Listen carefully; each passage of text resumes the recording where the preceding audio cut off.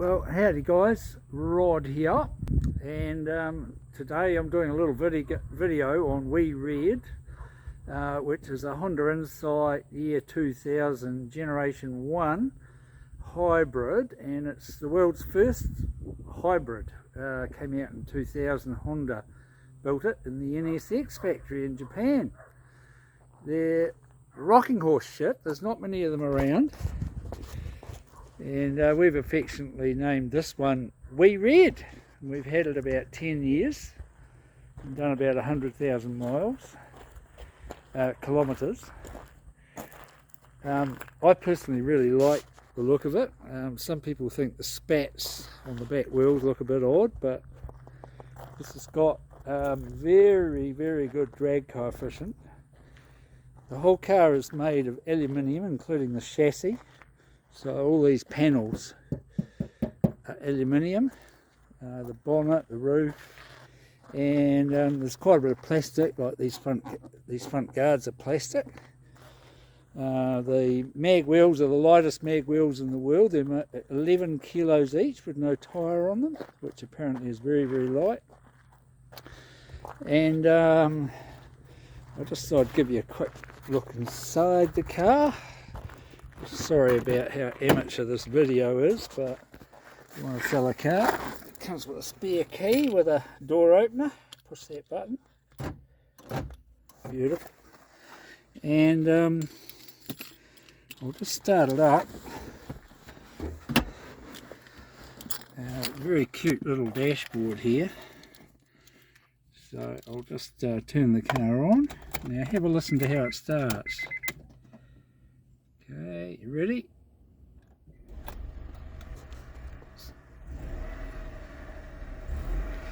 So it's quite a cool wee dashboard here. That's the rev counter. This is your motor temperature. This is your FCD or fuel calculator, and this end is how many kilometers. How many kilometers per 100. How many kilometers per litre we're getting? Sorry about that. And we're getting 22.0, which is pretty close to what they say, which is actually 4.6 litres per 100k. We have actually had under 4 litres per 100k. So this is your fuel gauge, and generally when it's full you'll get at least 800. Several times we've got over 1,000 kilometres out of a 40 litre tank. This gauge here is your battery gauge, and then to the right is when you're using battery power, and to the left as bars come up when you are actually recharging your battery. And there's a little bar comes up along here which gives you your real-time fuel economy, and that's actually quite a cool thing. To really sharpens up your driving. It's only a two-seater. The upholstery and everything's in pretty good order. I've kept it pretty tidy. It's an automatic, continuously variable transmission, and it's got the original radio with a cassette player, which I haven't bothered to remove. A really good heater, and there's a really good air conditioner in it as well. So we'll just turn that off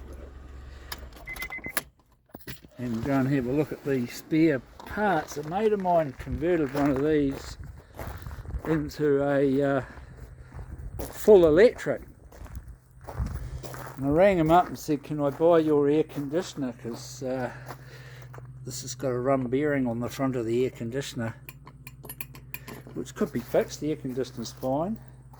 So it's a go this way so we don't get any shade. It's a lovely little 3-cylinder motor, and it's about 1 litre, 998 or something. All the power cables in electric cars and hybrids are orange, so it's a 3-phase motor, and these are the 3 wires that will connect to the motor. And the motor is actually in here. It's actually this section here, and then there's the 3 phases going in there, but it actually acts like a flywheel for the motor. So that's the combustion motor, This section here is the electric motor. It's only about 2 or 3 inches wide, and this is your continuously variable transmission. Down here is where your axles come out to each wheel's east-west motor. So heaps of spare parts. There's enough oil here to do an oil change. It only takes about 3 or 4 litres, so that comes with it.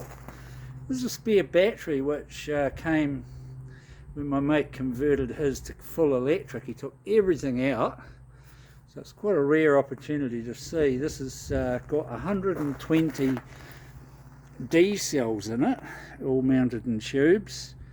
These are 2 little computers that sit on top to control this sort of battery management system, and this is a little battery charger.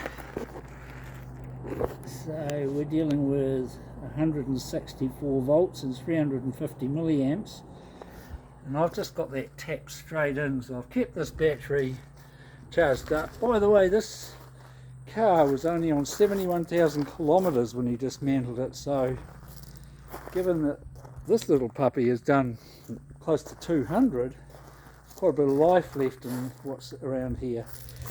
This is actually a very cool device. On this side here is the 3-phase inverter. So basically this connects to the battery. These 2 orange wires, plus and minus to here. And then over here are some terminals which go to those wires there, which are to the motor.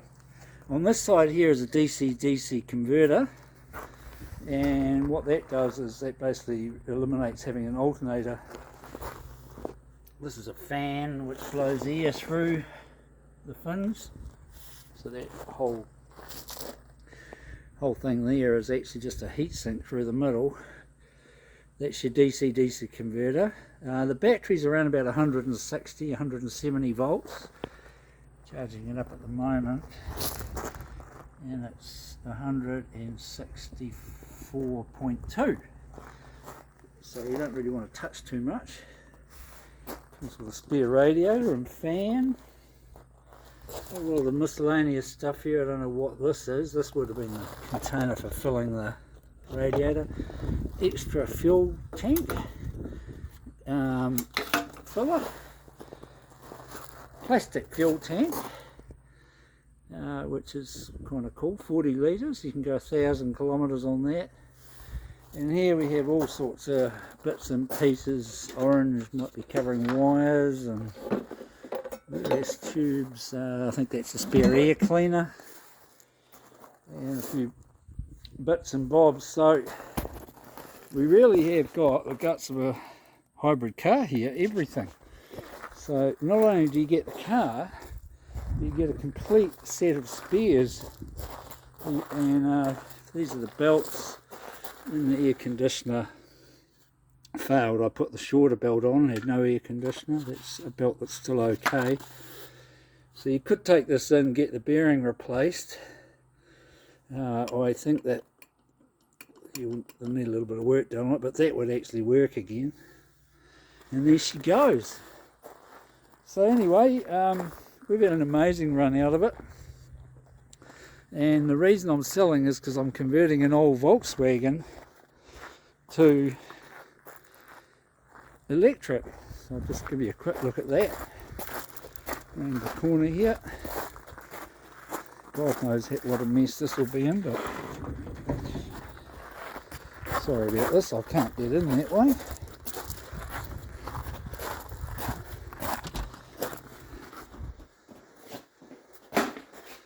This is Herbie,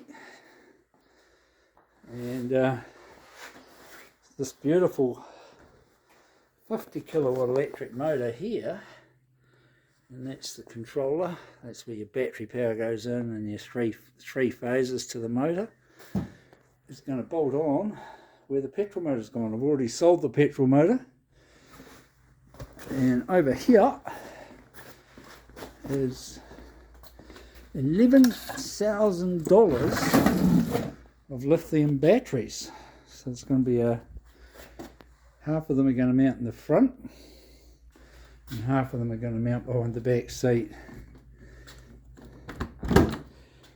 What a cool old girl. It's going to be good to see her going. She'll have twice the power as when she was made and half the distance, because the batteries will only take me 200 kilometres. But it'll cost me stuff all, just like this little car. So if you want a collectible car that's a good driver and very cheap on fuel, that's the one for you. See ya.